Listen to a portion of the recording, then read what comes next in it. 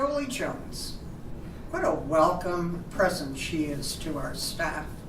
In 2021, she was hired to be our Life Enrichment and Media Coordinator. Well, and she is very talented, very skilled, a big problem solver. And she's also a lot of fun to be with, very entertaining. Fun, fun, fun. I think you're going to really enjoy her story. So, Doli, where does your story begin? I was born in Lebanon, Missouri. It's right on the I-44 corridor, and raised there for 18 years before I went to college. And do you have siblings? I have one brother. He is deceased, but he was 18 months older than I am. And then where were you educated after you finished high school? University of Missouri-Rolla, which is now called Missouri S&T.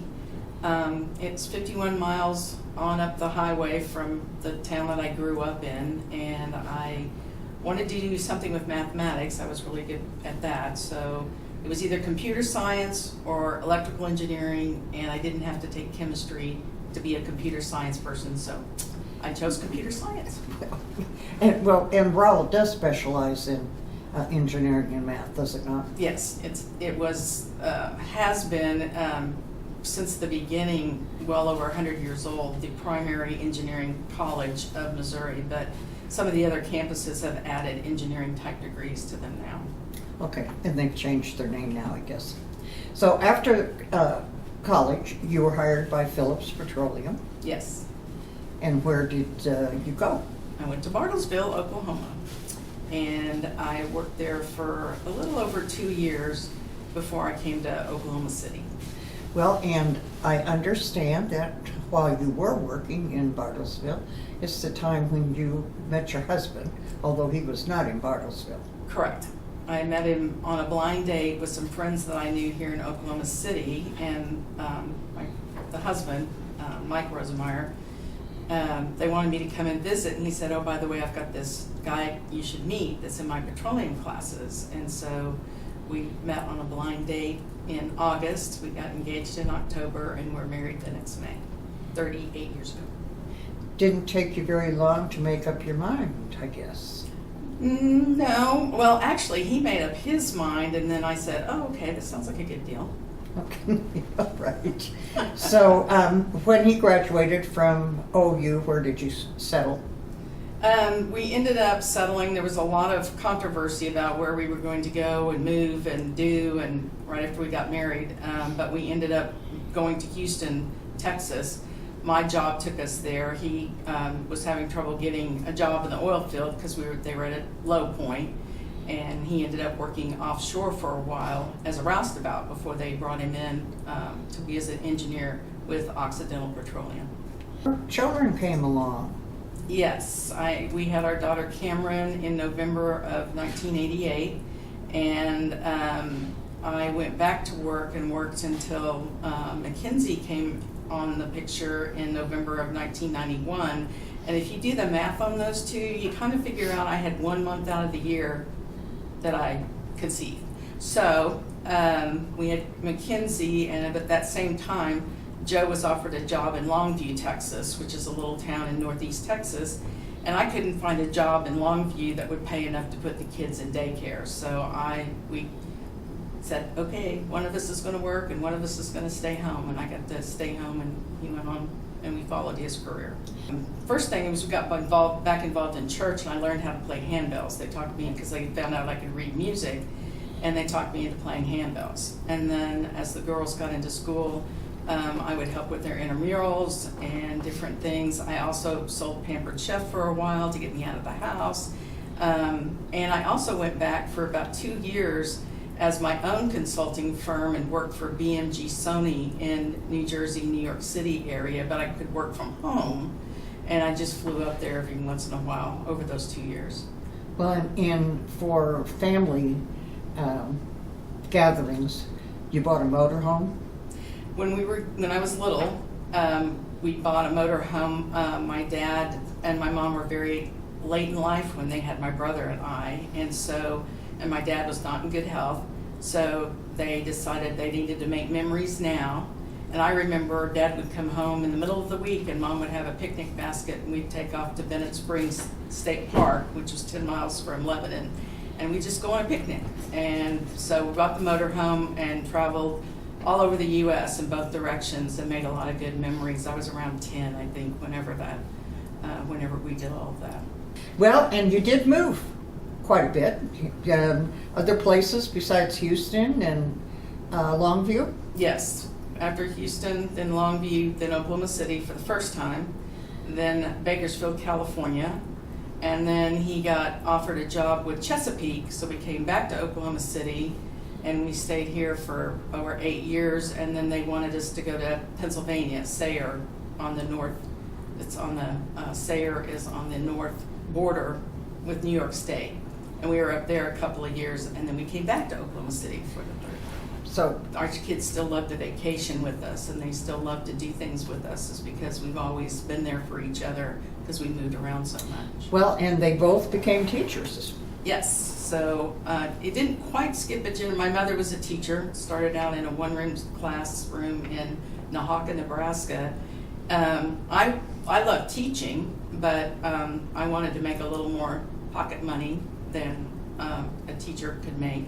So when I went into computer science, I just kind of lucked into being able to do adult education. And then both of my girls, one's an ag teacher and one's a teacher of second graders. She's going to move into third grade next year, so that should be a new universe for her. And they're both in Oklahoma. Yes. Okay. So in 2013 is when you moved back to Oklahoma. Then in 2021, as I mentioned before, you did become Life Enrichment and Media Coordinator for Epworth Villa. You are indeed a problem solver for our tech, I said. So what in this world instills your passion?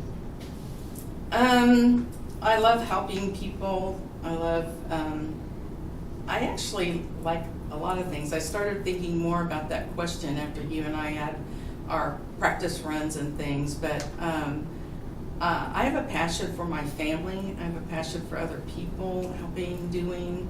I don't know. I think the worst thing you could do to me would be to put me in a closet and just say you can't come out for a couple of decades or years or whatever.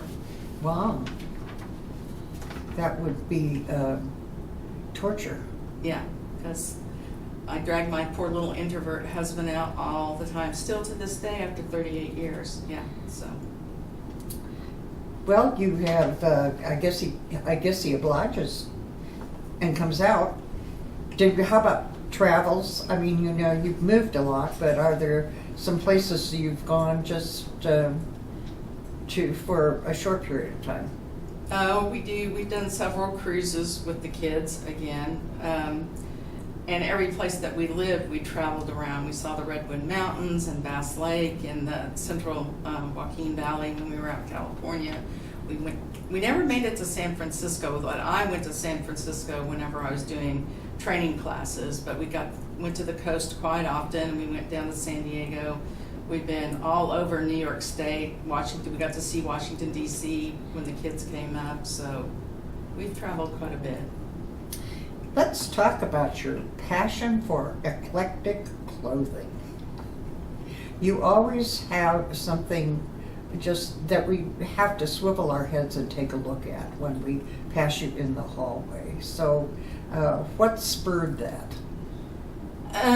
My mother enjoyed clothes and shoes a lot, and she was an elementary school teacher, and she immersed herself and her kids in everything that she taught. So she had special outfits for holidays and different chapters that they were going to be. She was kind of like the modern day, who's the one with the magic school bus? Anyway, I digress. So she enjoyed that, and I enjoyed, as I was growing up, clothes, and that was one of my ways to express myself. Well, you also have what Madame Penelope with yes, you. Mini-Me. Mini-You. Yeah, so Barb McGuffin, she was doing her Barbies to show off her fabulous knitting skill, and she wanted to dress several of them like several of the independent living people.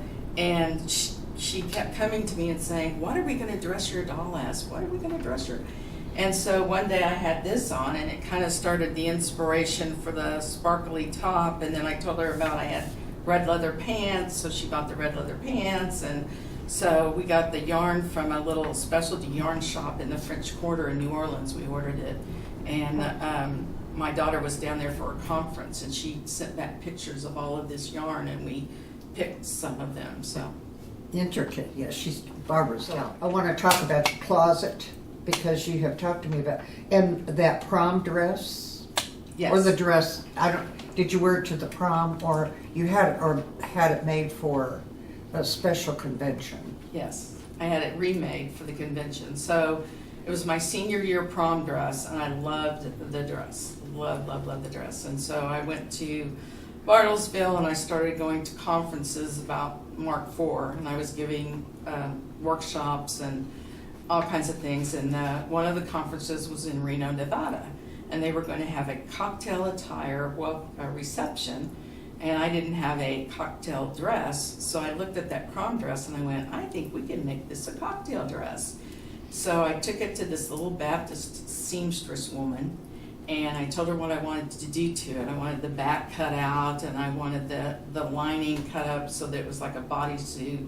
And then I took some of the layers and I had her cut them up, and she was just scandalous. And so, but when I went back to try it on, she's like, I like it. So, and it was a hit in Reno too. Well, and I do believe we have a picture of that for our TV audience.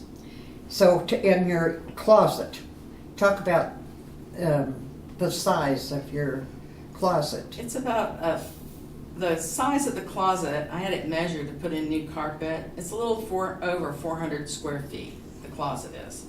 It's also a 10-foot high ceiling, so it has lower racks and upper racks. And when we looked at the house, the woman who lived there had a tanning bed in the closet. And when I walked in, I went, oh my gosh, there's a coffin in here. And my friend goes, no, Doli, that's a tanning bed. And I went, oh my gosh. I was looking around thinking, oh, I'll never be able to fill this up. Well, that was a lie. I have about 2/3 of the closet, and my husband has about a third. Well, I'm sure he's probably satisfied with that. How many outfits are in that closet? Well, you keep asking me that, and I mean, single items, there's probably, I would think, at least 1,000 like single hangers of stuff at least in there. And then, if you do the Garanimals thing, and mix and match stuff, then, that becomes thousands of outfits, I guess. So you have enough to wear something different for 3 years? Possibly. Wear something different every day for 3 years. Right.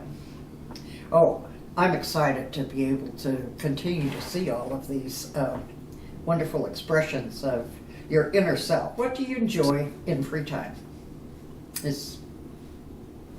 I like to cook, and I've had some gardening time that I enjoy hanging out by my pool with my kids, with my family. And I also craft. That was the thing that I thought of after we talked the other day.